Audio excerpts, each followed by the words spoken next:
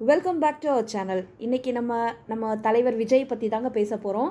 அவர் TVK அப்படின்றதுக்கு எவ்வளவு யார் யார் என்னென்னலாம் அர்த்தங்கள் வச்சுட்டு எப்படியெல்லாம் கேவலப்படுத்தி பேசினாலும் அது ஒரு வெற்றி கட்சி அப்படின்றதுக்கான முதல் குறியீடாகவே நம்ம அதை பார்க்குறோங்க. அப்படி தான் இன்றைக்கி நம்ம எல்லாருமே வாக்கும் அளிச்சிருக்கோம். பெண்களுடைய பெரும்பான்மையான வாக்குகள் விஜய் சாருக்கு பதிவாயிருக்குதுன்றது எல்லாருடைய கருத்து கணிப்பும் சொல்கிறாங்க. ஸோ ஆனாலும் இந்த மக்கள்லாம் என்ன பண்ணுறாங்க, ஒரு சிலர் அதாவது இந்த காழ்ப்புணர்ச்சியோடு சுற்றிட்டு இருக்கிறவங்க, எதிரணியினர்னே சொல்லிக்குவோமே, அதாவது தீய சக்தின்னு சொன்னால் கூட அவங்களுக்குலாம் கோவம் வந்துடும். அது மக்களுக்கு எல்லாருக்குமே தெரியும் யார் தீய சக்திங்கிறது. ஸோ இது மாதிரியான ஆட்கள் வெளியில் மட்டும் இல்லைங்க, அரசியல் களத்தில் மட்டும் இல்லை, நம்ம வீட்டுக்குள்ளவும் அது மாதிரி சிலர்லாம் இருக்காங்க. ஸோ வீட்லேயே இந்த அரசியல் கட்சிக்காக இந்த அரசியல் லாபம் எதுவுமே இதில் இல்லைன்னா கூட இவங்க என்ன பண்ணிடுறாங்க, வீட்டுக்குள்ளே இருக்கிறவங்களே ஒருத்தரை ஒருத்தர் தாக்கி பேசிக்கிறாங்க. ரொம்ப ரொம்ப ரொம்ப என்ன சொல்ல வன்மத்தோடு தாக்குறத நம்மளால் இந்த நேரத்தில் பார்க்க முடியுது. எங்கள் வீட்டுக்குள்ளவும் சரி, பக்கத்து வீட்லேயும் சரி, நம்ம தெருக்கள்லேயும் சரி, எல்லாருமே பேசிக்கிறத நம்மளால் ஃபீல் பண்ண முடியுது. உங்களுக்கும் இது மாதிரி அனுபவங்கள் இருந்திருக்கும்னு நினைக்கிறோம். நீங்களும் அப்படி உங்களோட கமெண்ட்ஸை நீங்கள் கமெண்ட் செக்ஷனில் போடுங்க. ஸோ இப்படி தான் நீங்கள் விஜய்க்கு போட்டிங்களா, அவன் வரமாட்டான், நீங்களும் இந்த மாதிரி போட்டு உங்கள் ஓட்டை வேஸ்ட் பண்ணிட்டீங்க, நீங்கள் உருப்பட மாட்டீங்க, இப்படியெல்லாம் பேசுகிறத நம்மளால் பார்க்க முடியுது. எதுக்கு இந்த வன்மம்? அப்போ உங்களுக்கு ஒருத்தர் உள்ளே ஒரு புதுசாக ஒருத்தர் வராருன்னா அவர் மேலே இவ்வளோ வன்மத்தை கக்குறீங்கன்னா அப்போ அவங்கவுங்க மேலே என்ன இல்லை, நம்பிக்கை இல்லாதவங்க தான். இப்போ விஜய்க்கு நம்பிக்கை இருக்குது, விஜய் மக்கள் மேலே வச்சுருக்கிற நம்பிக்கை இருக்குது, மக்கள் விஜய் மேலே வச்சுருக்கிற ஒரு நம்பிக்கைன்னு இருக்குது. இதை பார்த்துட்டு பொறாமை ப்ளஸ் பயம், அதனால் வர வெளிப்பாடு தான் இவ்வளோ அக்ரஸிவாக நடந்துக்கிறாங்க. அப்படி பார்க்க போனால் இப்போ என்ன பண்ணுறாங்க, இப்போ நேற்று பாருங்கள், இவ்வளோ நாள் இவர் கிறிஸ்தவர் அப்படின்னு சொல்லிட்டு ஒரு அடையாளத்தை பெருசாக கொண்டு வச்சுருந்தாங்க. நேற்று பாருங்கள், சார் அழகாக கிளம்புனார், விஜய் கிளம்பி போயிட்டு திருச்செந்தூரில் முருகன் கொடுத்த அந்த வேலோட தரிசனம் பண்ணார். சூப்பராக அவருடைய தரிசனம் அமைஞ்சிருந்தது.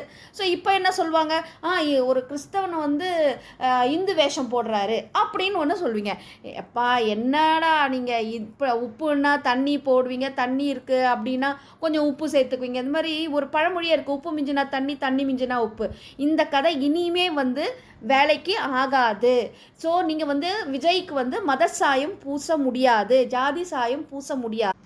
இதே இவ்வளோ நாள் இருந்த ஸ்டாலின் சார் மக்களுக்காக இது மாதிரி ஏதாவது மதத்தை மக்கள் வச்சுட்டு பிரித்தாளக்கூடாதுன்ற ஒரு மனப்பக்குவத்தோட எல்லா கோயில்களுக்கும் போயிருந்தாரா அப்படின்றது ஒரு கேள்விக்குறி இருக்குது. ஏன்னா அவர் இந்து மக்களை புறக்கணிக்கிறாரு. தீக்கால இருக்கிறதுனால சாமியெல்லாம் அவர் கூட மாட்டார். ஆனால் இந்து கோயிலெலாம் இடிப்பார், ஒடிப்பாங்க, எல்லா வேலையும் பண்ணுவாங்க. ஆனால் அவங்க பாரு, அவங்க மனைவி எல்லா கோயிலுக்குள்ள போயிட்டு சாமி தரிசனம் பண்ணுவாங்க. இதுதான் திராவிட மாடல். அப்போ உங்களுக்கு தேவைன்னா ஒரு விஷயத்தை நீங்கள் மறைமுகமாக பண்ணுவீங்க, அப்படி இல்லைன்னா மற்றவங்க மேலே வேறு மாதிரியான கருத்துக்களை அள்ளி வீசுவீங்க. இப்படி தான் இருக்காங்க. ஆனால் விஜய் முஸ்லீம்களுக்காகவும் போய் நிற்கிறாரு, துவாக்கில் போய் கலந்துக்கிறாரு, அடுத்தது கோவிலுக்கு இப்போ போயிட்டு வந்திருக்காரு, இந்து கோயிலுக்கு. ஸோ கிறிஸ்தவ கோயிலுக்கும் போயிட்டு வராரு. அவர் எல்லா மதமும் எம்மதம் அப்படின்னு சொல்லி மத சார்பற்ற ஒரு கொள்கையை தான் இந்த இடத்துல கொண்டு வந்திருக்கிறார். அப்படிப்பட்டவரை தான் நம்ம ஆதரிக்கணும். ஏன் சொல்லிங்கன்னா, பர்சனலாகவே நாங்கள் மதம் ஜாதியினால் பாதிக்கப்பட்டவங்க தான். ஒவ்வொருத்தருமே இப்படி பாதிக்கப்பட்டிருப்பீங்க. அதனால் எவ்வளவு ஒரு ஸ்ட்ரகிள்ஸை ஃபேஸ் பண்ணியிருப்பீங்கன்றது எல்லாருக்குமே தெரியும். ஸோ அப்படி இந்த மதத்தையும் ஜாதியும் தூக்கி எறிகிற ஒரு மனுஷன் அரசியலுக்குள்ளே வரானா எல்லா மக்களுக்கும் நன்மை செய்யணுன்ற ஒரே எண்ணம் தான். ஸோ இவருக்கு சுயநலம் இல்லையா? இருக்க தான் செய்யும். ஏங்க யாருக்கு தாங்க சுயநலம் இல்லை? அவர் அவரையும் தான் நாங்கள் காப்பாற்றிக்கணும். அவரை காப்பாற்றிக்கிட்டா தான் நாங்கள் மக்களையும் காப்பாற்றிக்க முடியும்.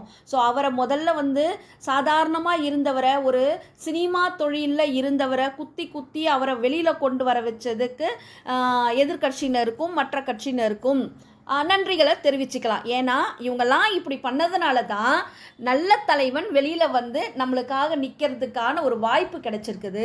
நம்ம இவருக்கு டிவிகே விஜய் அவர்களுக்கு ஓட்டு போட்ட எல்லாருக்கும் நம்ம நன்றியை சொல்லிக்கலாம். நாளைய முதல்வர், அதாவது இன்றைக்கே வாக்களித்து நம்மளே மக்களால் தேர்ந்தெடுக்கப்பட்டு விட்டார், நாளைக்கு அவர் முதல்வராக அமரப்போகிற அந்த தருணத்துக்காக எல்லாரும் வெயிட் பண்ணிட்டு இருக்கோம். இல்லை, இதில் என்ன ஒரு விஷயம் பார்த்தீங்கன்னா, எல்லா மீடியாக்களுமே இப்போ கதறாங்க, என்ன நடக்குது நடக்குது ஏது, ஏன்னா அந்த எவ்வளோ ஓட்டு வந்து வாங்கியிருக்கிறாருன்றது ஓவரால் வந்து மக்களை வந்து ஆஃப்டர் போலிங் சொல்லுவோம் இல்லையா, அதுக்கப்புறம் யாருக்கு போட்டிங்கன்னு போல எல்லாம் வெளிப்படையாக சொல்லுவாங்க. அதில் பார்த்தீங்கன்னா 100க்கு 99 பேர் வந்து பெண்கள் தான் வந்து அதிகமாக போட்டிருக்கிறாங்க. பெண்களுடைய சப்போர்ட் தாங்க நிஜமாக பார்க்க போனீங்கன்னா, ஆண்களும் இளைஞர்களும் சப்போர்ட் பண்ணியிருக்காங்க. ஆனால் பெண்களுடைய வாக்குரிமை அதிகமாக இருக்குதுன்னு சொல்லியிருக்காங்க. ஏன்னா நிறைய பேரை வந்து போக விடாமல் ஓட்டு போட விடாமல் நடந்த சதிகளும் நிறைய இருக்குது. ஆனாலும் அதையும் மீறி 1.5 கோடி மக்கள் வந்து வாக்களிச்சிருக்காங்கன்றது அதுக்கு மேலேயே இருக்குன்றது தான் கருத்து கணிப்பு. இதில் பார்த்தீங்கன்னா எஸ்ஐஆரில் வந்து கிட்டத்தட்ட 96 லட்சம் பேர் வந்து தமிழ்நாட்டிலேருந்து நீக்கப்பட்டிருக்காங்க. அந்த 96 லட்சம் பேர் போனதே வந்து பார்த்தீங்கன்னா வந்து மகத்தான வெற்றி தான் விஜய்க்கு சொல்லலாம். ஏன்னா அந்த 96 லட்சம் பேருக்கு அவங்க அந்த நபர்கள் தான் வந்து மாறி மாறி வந்து இந்த கள்ள ஓட்டு திருட்டு ஓட்டு போடுற அந்த லிஸ்ட்டில் இருக்கிற நேமு. ஸோ அதெல்லாம் வந்து எஸ்ஐஆர் மூலம் எடுக்கப்பட்டதுனால வெற்றி வாய்ப்புகள் வந்து அதிகமாக இருக்குது அப்படின்றது விஜய்க்கு தான் அப்படின்னு எல்லாம் ஓவரால் எல்லாம் சொல்லிட்டாங்க. இருந்தாலும் அந்த மீடியாக்கெல்லாம் கதறிட்டு இருக்குது. பார்ப்போம் பொறுத்து இருந்து. இதில் மீடியாக்கள் வந்து யூடியூபர்ஸ் நிறைய பேர்லாம் இருக்காங்க இல்லையா, அவங்களாம் என்ன பண்ணுறாங்க, விஜய்க்கு ஆப்போசிட்டாக பேசணும், எப்படியாவது பேசணும், பேசி தன்னுடைய இருப்பை வந்து காட்டிக்கணும், அப்படி இல்லைன்னா இவரை வந்து இன்னும் கொஞ்சம் டவுன் பண்ண வைக்கணும் அப்படின்றதுனால ஏடாகூடமாக பேசிட்டு இருக்காங்க. இவர் இவ்வளோ வாக்கெல்லாம் வாங்க மாட்டாரு அப்படின்ற பேசி என்ன பயன்? ஒன்றும் இல்லை, முன்கூட்டியே நமக்கு ரிசல்ட் தெரிஞ்சிச்சு. 4ஆம் தேதி வந்து கவுண்டிங்ல பார்க்கும்போது யார் யார் முகத்துல கரியை பூசிக்கிறான்னு நம்ம பொறுத்து. இதுல வேற இன்னொரு விஷயத்தையும் பேசுறாங்க. ஏன்னா மக்கள்லாம் வந்து மனசெல்லாம் வந்து கஷ்டப்படுத்துற விதமா பேசுறாங்க. நீங்க வந்து யாரை தேர்ந்தெடுத்துக்கணும்னு நினைச்சீங்களோ அந்த கட்சி வந்தாலும் கொண்டாடுங்க, வரலனாலும் வந்து கஷ்டப்படக்கூடாது. வீட்டில் இருக்கிறவங்க எல்லாம் வந்து இது மாதிரி ஒரு மனப்பக்குவத்தோட இருக்கிறாங்க, ஒரு மாயையில் இருக்கிறாங்க அப்படின்றத இவங்க வந்து பிஃபோராகவே என்ன பண்ணிடுறாங்க, மக்கள் எல்லாம் வந்து ஒரு மாதிரி மனநிலைமைக்கு கொண்டு வரதுக்கு முயற்சிக்கிறாங்க. அதனால இந்த நியூஸு இதை பார்த்து எல்லாம் யாருமே வந்து மனசை வந்து குழப்பிக்க வேண்டான்றது எங்களுடைய கருத்தாக இருக்குது. உங்களுடைய கருத்து என்னன்றது கமெண்ட் செக்ஷனில் கமெண்ட் பண்ணுங்கள். இந்த வீடியோ உங்களுக்கு கண்டிப்பாக பிடிச்சிருந்தா லைக் பண்ணுங்கள், கமெண்ட் பண்ணுங்கள், ஷேர் பண்ணுங்கள், சப்ஸ்கிரைப் பண்ணுங்கள். தேங்க்யூ.